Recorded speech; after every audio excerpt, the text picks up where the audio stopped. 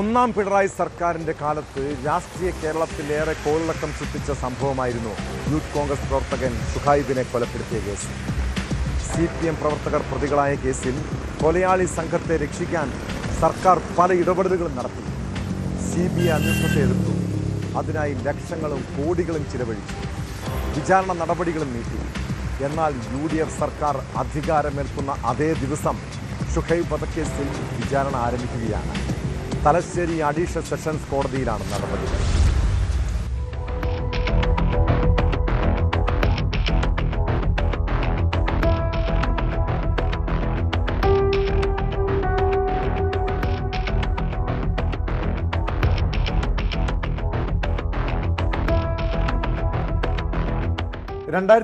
ഫെബ്രുവരി 12 രാത്രി എടയന്നൂരിലെ തട്ടുകടയിൽ നിന്ന് ഭക്ഷണം കഴിച്ചുകൊണ്ടിരിക്കുകയാണ് ഷുഹൈബിന് നേരെ ആക്രമണമുണ്ടായത്.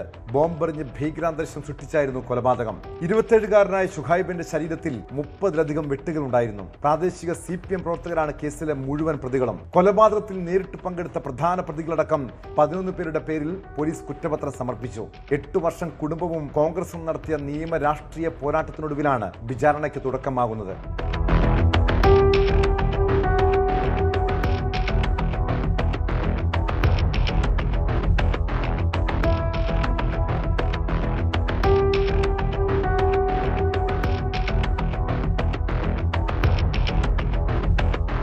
തലശ്ശേരി അഡീഷണൽ സെഷൻസ് കോടതിയിലാണ് വിചാരണ നടപടികൾ. പ്രതികൾക്ക് വേണ്ടി പിണറായി സർക്കാർ ഉന്നയിച്ച തടസ്സവാദങ്ങളാണ് വിചാരണ വൈകാൻ ഇടയാക്കിയത്. സമാനതകളില്ലാത്ത രീതിയിലാണ് പ്രതികൾക്ക് അനുകൂലമായി സർക്കാർ ഇടപെടലുണ്ടായത്. CBI അന്വേഷിക്കണമെന്ന കുടുംബത്തിന്റെ ആവശ്യം ഹൈക്കോടതി സിംഗിൾ ബെഞ്ച് അംഗീകരിച്ചെങ്കിലും ഡിവിഷൻ ബെഞ്ചിനെയും പിന്നീട് സുപ്രീം കോടതിയെ സമീപിച്ച് സർക്കാർ അനുകൂല വിധി നേടി.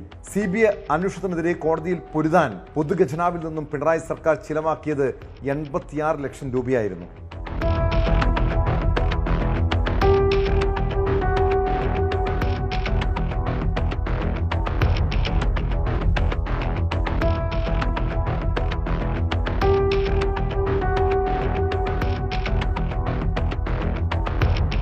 ജൂലൈ 10 വരെയും തുടർച്ചയായിട്ടാകും വിചാരണ നടപടികൾ. ആദ്യഘട്ടത്തിൽ അന്വേഷണ ഉദ്യോഗസ്ഥർ ഒഴികെയുള്ള 137 സാക്ഷികളെ വിസ്തരിക്കും.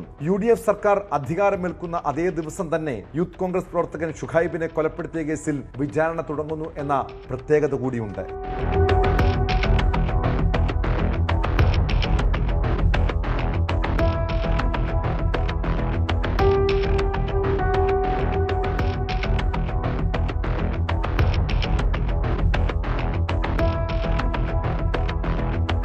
ന്യൂസ് 18 കണ്ണൂർ.